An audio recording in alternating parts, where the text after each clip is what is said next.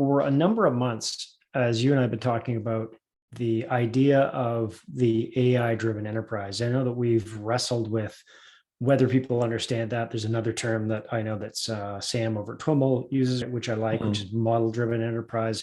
But I think people, if they don't understand AI or if they don't know what a model is, maybe these are not super accessible terms. And recently, I know you've been thinking about shifting some of the language you're using away from the AI driven enterprise to this idea of this autonomous enterprise, which I'm just going to pull this up on the screen here. What's behind your thinking here? What's causing you to even rethink this at all?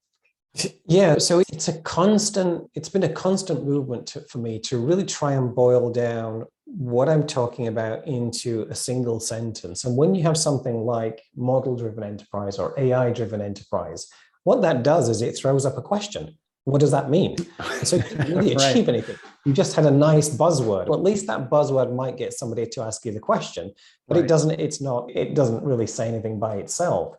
Whereas autonomous enterprise, there's a couple of things. So one is, I've been trying to get that really nice nugget, and it's a continuous battle, as I guess any kind of marketing endeavor is. The second is when I discuss the idea of the AI-driven enterprise, what I realized when I discussed that is that some of the components, so we talked about it last week, where I've got this the basic idea of this autonomous enterprise, which is this AI-driven enterprise, is you have this loop where a business is continuously gathering information from the world around it, building a model with that data to say, what's the state of my world, using that model to say, okay, given the state of the world, what should I do and how should I do it? And then you take the action, and then you gather the data for the world the next time. You keep going around that loop.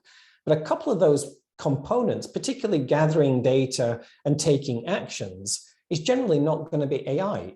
Taking the action is going to be driving one of your systems. It could be powering a machine or turning a lathe or whatever it is you do. And gathering data might just be reading a sensor or reading a database, not really AI. So within that whole thing, that I'm calling an AI-driven enterprise, there's a couple of components people will be thinking, is that AI? And they're not really, because they don't need to be. But the evaluation particularly and the decision part, obviously, are really the key AI parts.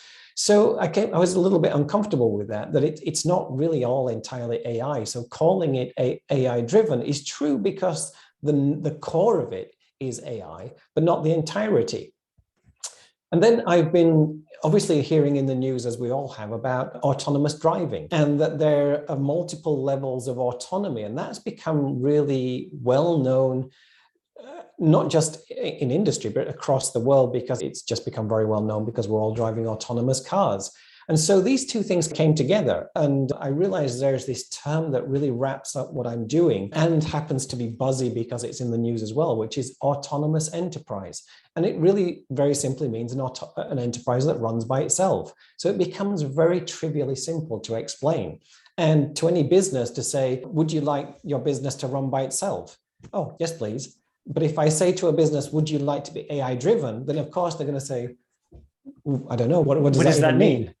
So it's self-defeating. But this autonomous enterprise, one, it's trivial to understand. And two, it does wrap up that within that circle, within that loop, it doesn't all have to be AI. While AI is the core, it can also include other components as it does, like reading data, gathering data, building digital twins, maybe orchestrating that with RPA or workflow or other technologies, and taking actions with whatever your business uses to take actions. And so it can wrap the whole thing up. So I really like that terminology because it is very easy to describe and understand. And as we see on the screen here, I took the idea from autonomous driving, which has this notion of 6 levels of autonomy. And I basically adapted that to 6 levels of autonomy for an enterprise too, using very much the same kind of language.